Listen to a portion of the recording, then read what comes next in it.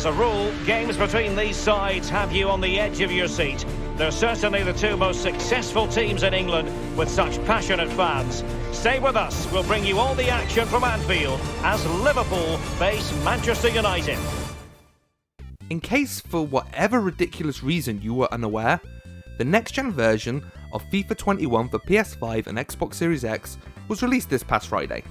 And if you already own the current-gen version, you'll have the free upgrade waiting for you on your shiny new console. I've now had the update for nearly a week now, so what better time to review this latest version of FIFA and compare it to the current gen version.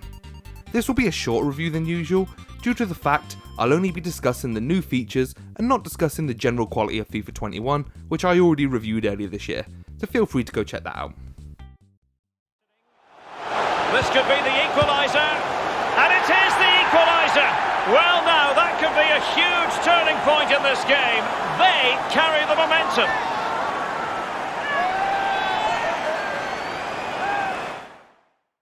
Right off the bat, there's 0 new actual gameplay modes in this upgrade. The usual kickoff modes, career mode, ultimate team, and Volta Football are all pretty much the same as they were in the last gen version, and you can carry over your saved data for the last two I just mentioned. The only really noticeable differences are all in the game's visuals.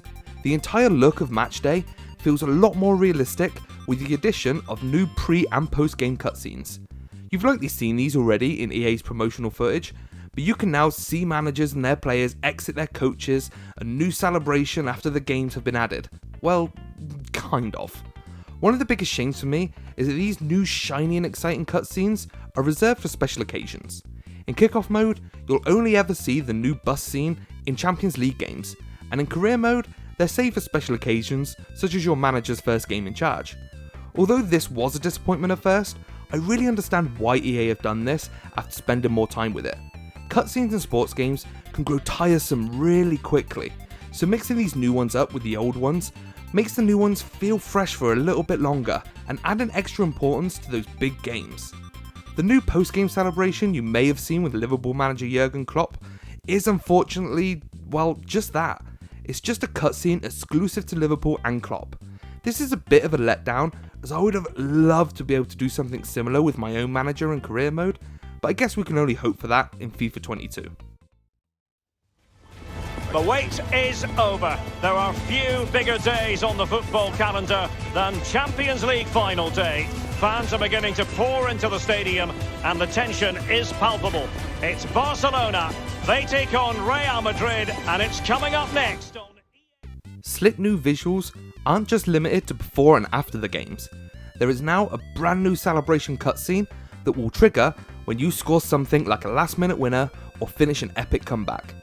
Players, substitutes, coaches and fans will all go insane and begin climbing on top of one another in pure glee as you bask in the glory.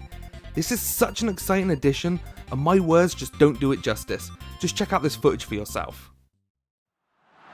Here's Modric. This could be it. A goal! And that is going to be that. Name on the trophy for certain.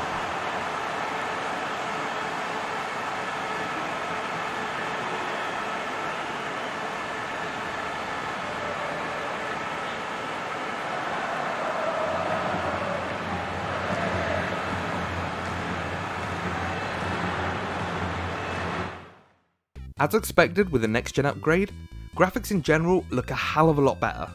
New lighting and textures makes what is essentially the same game underneath look and feel like a nearly new experience on the surface. Updated player faces for some of the big superstars like Messi, Mbappe and Neymar are really impressive. In fact, I'd go as far as to say this is the biggest visual jump we've seen in FIFA for a long time. Be warned though, that the same treatment doesn't apply to every player, and some Premier League stars, such as Mason Greenwood and Ollie Watkins, still look like potatoes. Except now, the sweat looks a little more realistic on those potatoes. On the PS5 version of the game, the haptic feedback on the new DualSense controller is used to phenomenal effect. You can feel every single touch of the ball, from a small tap on a pass to a big old thud when you shoot from long range. You'll also feel resistance on the R2 trigger when trying to sprint with a tired player, which still blows my mind even after playing a ton of games with it.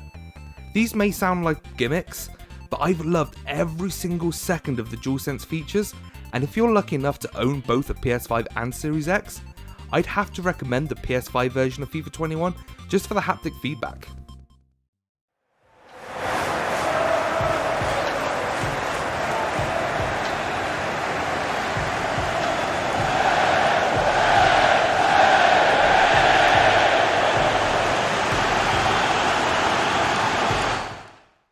In closing, there's not enough new additions to the next gen version to justify a new purchase.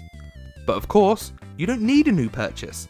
With FIFA 21's dual entitlement, meaning we all get free upgrades, these changes are more than enough to make sure the last gen versions are no more than a distant memory in my mind. One of my biggest issues with FIFA 21 when I reviewed it a couple of months back was that it didn't really feel new.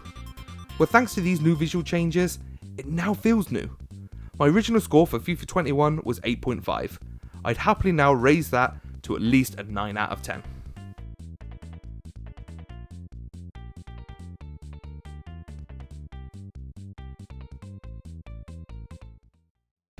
Thank you for watching. If you've played the new version of FIFA 21 on next gen consoles, I want to hear from you, so let me know your thoughts on it in the comments below.